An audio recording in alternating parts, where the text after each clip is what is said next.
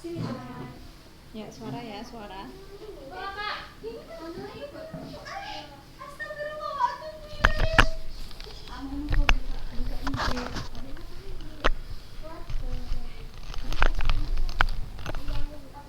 Bismillah, assalamualaikum warahmatullahi wabarakatuh. Alhamdulillah hamdan katsiran thayyiban mubarakan fih kama yuhibbu rabbuna wa yardah. Asyhadu an la ilaha illallah wahdahu la syarikalah wa asyhadu anna Muhammadan abduhu wa rasuluhu la nabiyya ba'da amma ba'du. Alhamdulillah, di pagi yang cerah ini Allah masih beri kita kesempatan untuk melanjutkan materi pelajaran hadis Nabi Shallallahu Alaihi Wasallam di dalam kitab kita Hadis Arba'in An-Nawawi, ya, dan ditulis oleh Ustadz Yazid bin Abdul Qadir Jawaz. Nah, semoga anak-anak ustazah sudah dalam keadaan siap, ya, sudah dalam kondisi yang baik, ya, benar-benar telah mempersiapkannya dalam keadaan duduk rapi, buka buku, melihat layar, dan semoga kita semua dimudahkan oleh Allah. Nah, minggu lalu kita telah di hadis Ar-Rabi' wal Ashrun, ya, yakni Allah mengharamkan kezaliman pada dirinya dan juga manusia.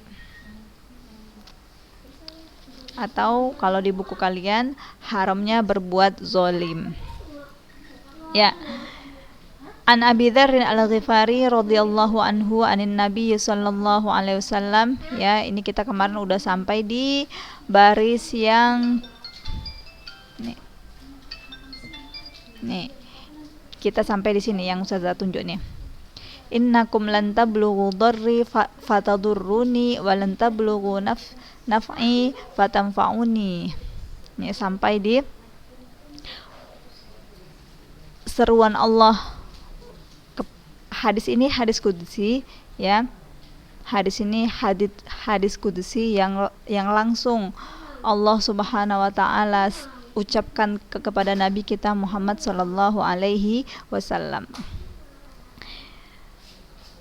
Apa perkataan Allah yang pertama, seruan Allah yang pertama, yaitu ya ibadi inni haramtu zulma ala nafsi wa ja'altuhu bainakum muharraman fala tazalamu, ya. Inti dari seruan yang pertama bahwasanya Allah katakan sebuah kezaliman itu haram. Sebuah kezaliman itu haram untuknya dan untuk kita manusia. Fala tazalamu, ini dia lafaz yang menunjukkan bahwasanya kezaliman itu adalah sebuah perbuatan yang Allah haramkan. Di sini adalah tazalamu fi'lun nahi, janganlah kalian zalimi. Secara zahir, ya, telah jelas di sini disebutkan kezaliman itu adalah perbuatan yang Allah haramkan. Nah, yang kedua kata Allah, ya ibadi kullukum dhallun illa man hadaituh fastahduni.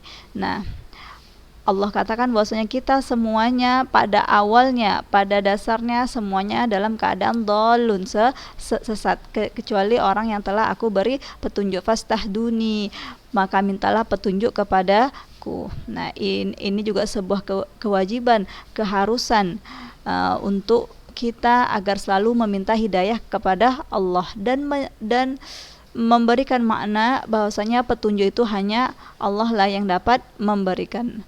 Fastahduni ahdikum, mintalah petunjuk kepadaku, niscaya akan aku beri petunjuk. Nah, yang berikutnya, ya ibadi kullukum ja'i'un illa man at'amtuh fastat'imuni ut'ikum, ya.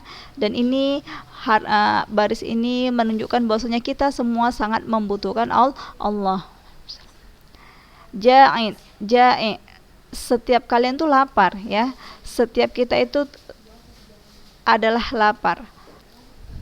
kecuali orang-orang yang aku beri makan kepadanya. Fastad'imuni, maka mintalah makan kepadaku, ut'imkum, saya akan aku beri kalian makan. Ya ibadi kullukum arin illa man kasautuh fastaksuni aksukum. Wahai ambaku, setiap kalian itu dalam keadaan mana telanjang. Illa man kasautuh, kecuali orang-orang yang aku beri pakaian kepadanya. Fastaksuni aksukum, maka mintalah pakaian kepadaku, aksukum, niscaya aku akan beri kalian pakaian. Nah, wasiat yang ya ibadi kullukum ja'i dan ya ibadi kullukum arin ini menunjukkan bahwasanya kita semua kita sangat membutuhkan rezeki dari Allah, dari hal yang terkecil. Yang pertama dari hidayah, petunjuk. Hanya Allah yang bisa memberikan kita petunjuk. Kita sangat membutuhkan petunjuk. Yang berikutnya adalah perkara yang sangat amat remeh, yaitu tentang makan yang tidak ada kaitannya dalam peribadahan, seperti itu. Sampai tentang makan dan tentang pakaian, apalagi manusia sangat membutuhkan Allah. Rezeki yang ada pada kita, pakaian yang kita pakai, pakaian yang kalian pakai, makanan yang sekarang terhidang di meja makan kalian, itu merupakan rezeki dari Allah. Ya ibadi innakum tukhti'una bil-laili wan-nahar wa ana aghfiru dzunub jami'an. Wahai hambaku, sesungguhnya kalian itu selalu berbuat dosa, berbuat salah di malam dan di siang hari. Wa ana aghfiru dzunub jami'an, dan aku adalah Maha mengampuni semua dosa. Fastaghfiruni aghfirkum. Maka mintalah ampunan kepadaku, niscaya aku akan ampuni kalian.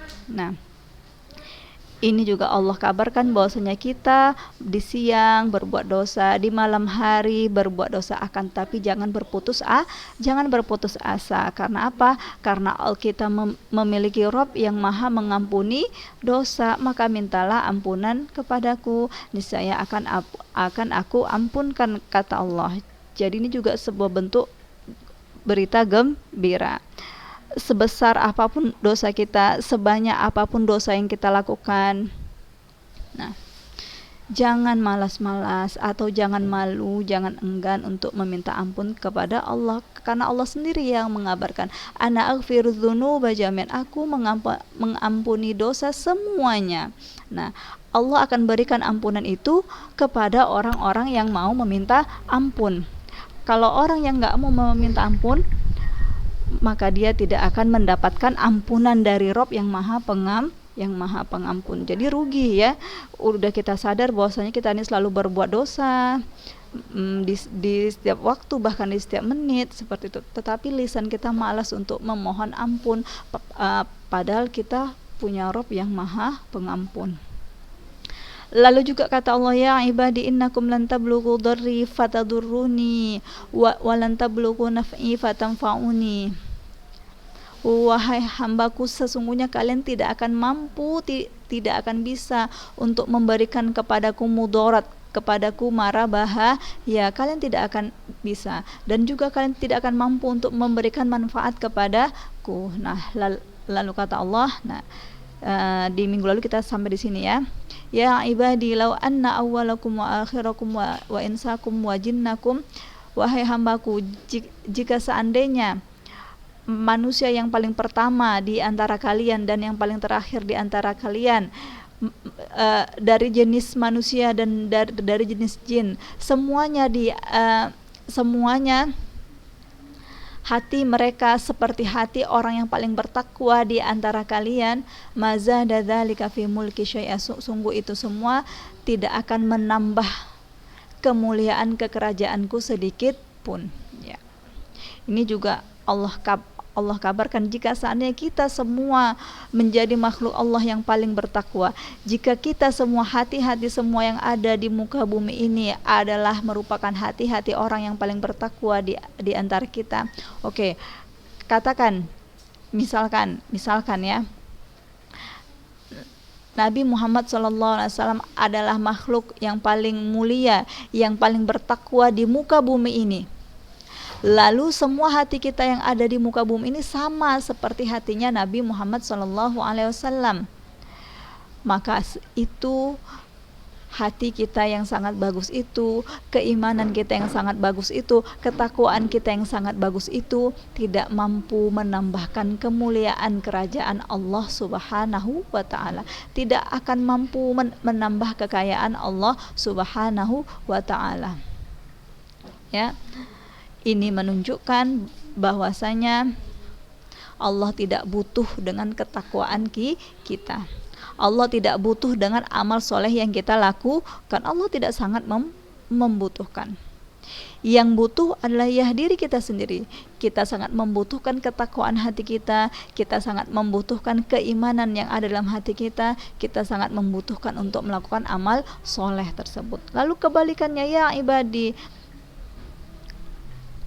Lau anna awwalakum wa akhirakum wa insakum wa jinnakum kanu ala afjari qalbin. Kalau yang di atas kanu ala atqa qalbin. Kalau ini ala afjari qalbin. Kalau ini ala atqa qalbin, hati yang paling bertakwa. Nah, kalau yang di bawah afjari qalbin, hati yang paling buruk. Kalau seandainya manusia di muka bumi ini seluruhnya dari awal sampai akhir, dari jenis jin dan dari jenis manusia, semuanya memiliki hati yang paling buruk, maka sungguh mana qasadzalika min mulki syai'an, itu semua tidak akan mampu mengurangi kemuliaan kekerajaan Allah Subhanahu wa taala. Jadi Allah tidak akan merugi, ya. Apa kata Allah dalam surah Al-Kahfi? Faman syaa'a falyu'min wa man syaa'a falyakfur.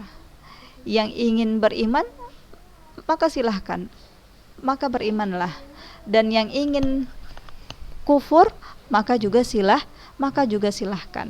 Nah, ini termasuk makna di dalam ayat yang di dalam surah Al-Kahfi tadi. Kalau seandainya kita semuanya kufur, kita semuanya melakukan kesyirikan, kita semuanya nggak ada yang mau melakukan maksiat, tidak ada yang mau melakukan amal soleh, semuanya maksiat, maka sungguh perbuatan itu tidak akan mengurangi kemuliaan Allah Subhanahu wa taala. Allah tidak akan merugi dan Allah tidak akan bersedih hati.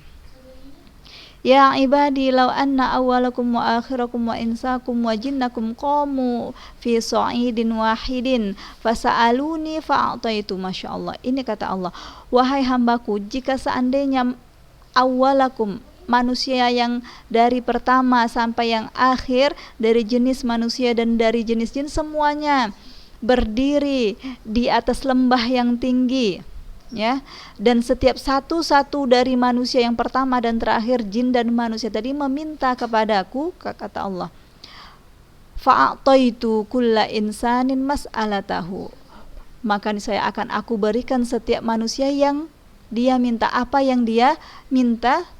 Mana qasadzalika mimma indi, sungguh itu semua tidak akan mengurangi apa yang ada padaku.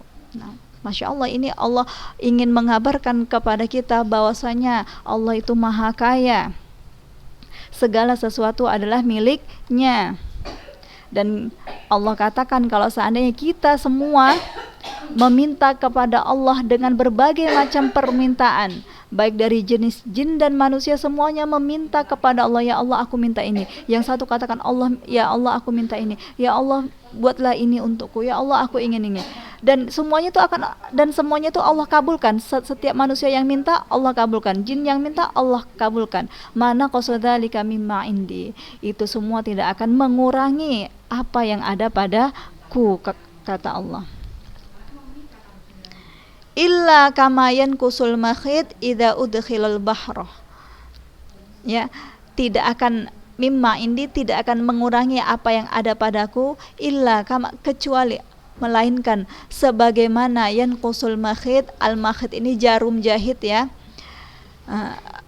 jarum jahit yang mengurangi air idza udkhilal bahra, apabila dimasukkan ke dalam laut. Nah, ini Allah kasih permisalan. Kalau Allah berikan semua apa yang diinginkan manusia, itu tidak akan mengurangi, kecuali hanya seperti jarum jahit yang dicelupkan ke dalam air laut lalu kita angkat. Nah, apa yang nempel di jarum jahit itu? Air yang sebanyak apa yang akan menempel di jarum jahit itu? Hanya sedikit. Nah, air lautan yang sangat luas, yang sangat banyak itu kalau kita ambil, kalau kita celupkan jarum jahit, kita ambil. Nah, apakah air yang menempel di jarum jahit itu akan mengurangi air yang ada di dalam lautan? Tentu tidak. Ini Allah ingin menggambarkan kepada kita luasnya, banyaknya perbendaharaan di sisi Allah. Allah itu maha kaya. Jadi kekayaan yang Allah miliki itu tidak seperti kekayaan manusia. Jika memberi maka berkurang. Kalau misalkan seorang ibu atau seorang ayah dia memiliki banyak anak dan setiap anak minta, Bu minta ini, Bu minta ini, Bu minta ini ya, minta ini ya, minta ini, dan dia berikan, niscaya perbendaharaan yang dia miliki, tabungan yang dia miliki itu akan berkurang. Nah, kalau Allah tidak. Ya ibadi innama hiya a'malukum uhsiha lakum thumma uwaffikum iyyaha faman wajada khairan falyahmadillah wa man wajada ghaira dzalik fala yalumanna illa nafsah. Wahai hambaku,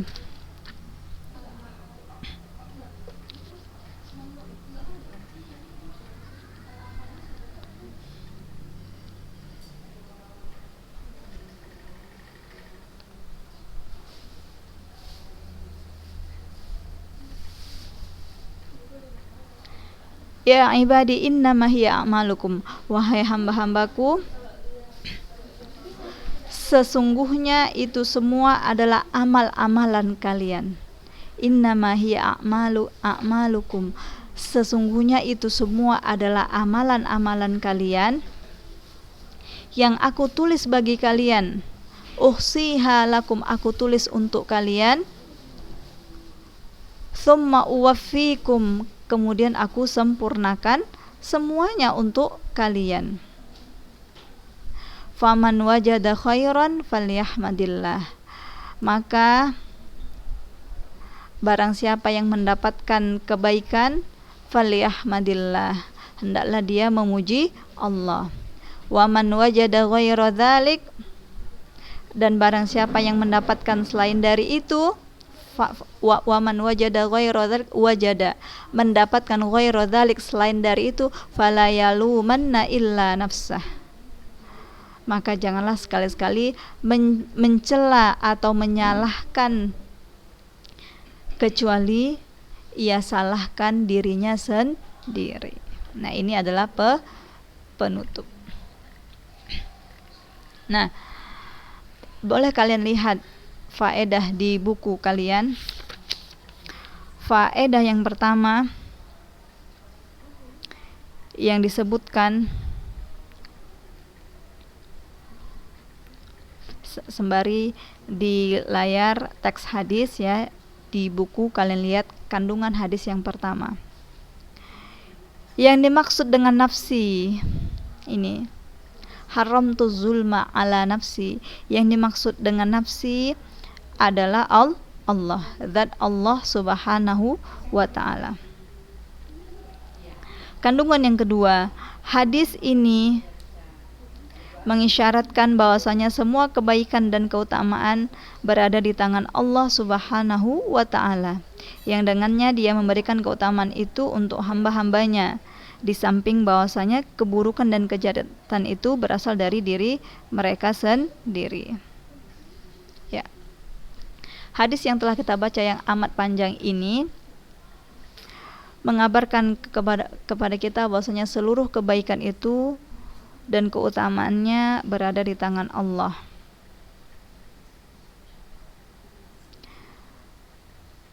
Kebaikan dan keutamaan yang ada di tangan Allah tersebut akan Allah berikan kepada hamba-hamba yang Allah kehendaki, kepada hamba-hamba yang benar-benar meminta kebaikan tersebut. Ya, dan di faedah yang ketiga, ya, hadis qudsi yang sedang kita baca ini adalah hadis yang diriwayatkan langsung dari Rasulullah SAW dari Robnya, dan ini merupakan tingkatan sanad yang paling tinggi. Ya, tingkatan sanad yang paling tinggi. Inilah di hadis ini disebutkan dengan hadis qudsi. Nah, kandungan hadis yang keempat ya memberikan kita faedah, yakni bahwasanya kita wajib memohon atau meminta hanya kepada Allah Subhanahu wa taala dari segala jenis bentuk kebutuhan kita. Dari mulai kebutuhan yang tertinggi yakni kebutuhan hidayah sampai kebutuhan perkara duniawi seperti sandang, papan dan ya pakaian, makanan ya, kesehatan, rezeki materi misalkan. Nah, itu wajib hanya kita minta kepada Allah. Iyyaka na'budu wa iyyaka nasta'in, Allahus Samad. Jadikanlah Allah itu benar-benar tempat bergantung kita. Yang memintanya kepada selain Allah, maka dia akan terjumus ke dalam perbuatan syirkun. Yang kelima, sungguh Allah berhak mengharamkan apa saja untuk dirinya, karena hukum itu sepenuhnya adalah milik Allah. Ya Allah lah yang paling berwenang, yang paling berkuasa atas dirinya dan diri kita. Sekali lagi, Allah tidak akan ditanya tentang apa yang dia lakukan, akan tetapi kitalah yang ditanya tentang apa yang kita lakukan. Jadi jangan pernah tanya, kok Allah seperti ini, kok Allah seperti itu. Nah,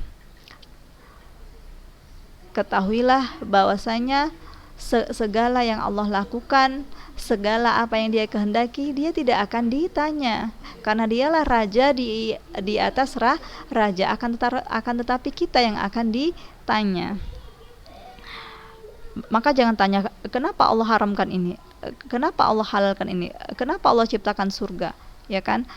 Kenapa ada pahala, kenapa ada dosa. Jangan tanyakan perkara-perkara yang tidak bermanfaat untuk diri kita, ya. Yang keenam, Allah mengharamkan berbuat zalim di antara manusia, yang sudah saya jelaskan di minggu lalu.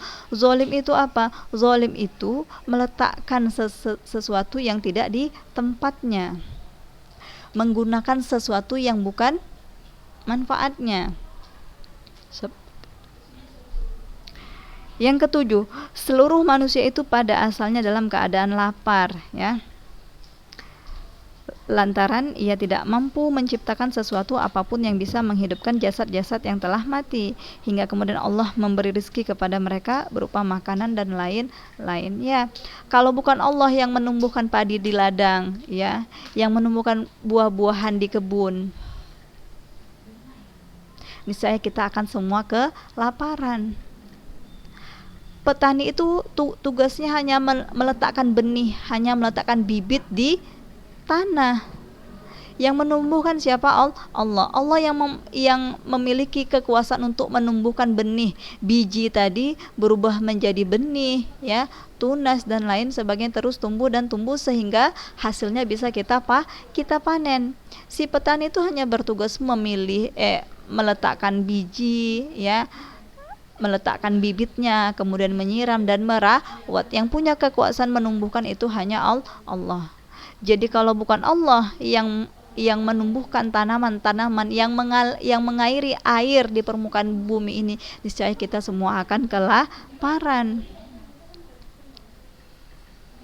Nah, yang kedelapan, seorang muslim wajib untuk senantiasa memohon hidayah taufik kepada Allah, karena ia amat membutuhkan hidayah selama hidup di dunia, ya. Selain makanan, selain pakaian, ada perkara yang sangat kita butuhkan, yaitu petunjuk, hidayah taufik. Kalau nggak ada petunjuk dari Allah, niscaya kita akan tersesat. Kalau tidak ada petunjuk dari Allah untuk mengerjakan amal soleh, kita nggak akan bisa mengerjakan amal soleh. Kalau nggak ada petunjuk dari Allah tentang sebuah kebenaran, maka kita tidak akan tahu itu sebuah kebenaran. Kita nggak akan tahu yang mana yang halal dan yang haram. Jadi hidayah itu adalah perkara yang paling kita butuhkan, melebihi dari makanan dan minum kita. Di mana kita dapati hidayah? Apa salah satu cara agar kita mendapatkan hidayah? Yakni dengan ilmu. Nah, makanya ada hadis yang mengatakan hidayah ilmu itu kita butuhkan di sepanjang nafas kita. Dari ilmu itulah akan terbukanya pintu hidayah. Yang lebih gampang untuk mendapatkan hidayah petunjuk adalah orang yang mau belajar. Orang yang jahil tentang ilmu, maka sulit hatinya untuk dibukakan pintu hidayah. Jadi anak-anak ustazah, hidayah itu dicari dengan jalan menuntut ilmu. Hidayah itu tidak datang sendiri.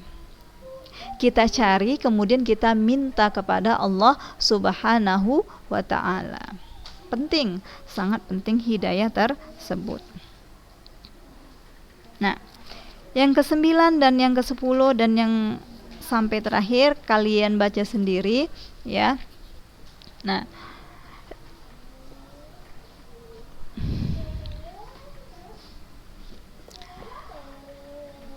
ini adalah pertemuan kedua dari hadis yang ke-24. Jadi seharusnya kalian telah menghafal sebahagian dari hadis ini. Seperti yang Ustazah ucapkan di pertemuan yang lalu, kalau kalian pahami artinya ya, karena ini kalimatnya adalah kalimat yang biasa saja, tidak ada kalimat asing untuk kalian ya.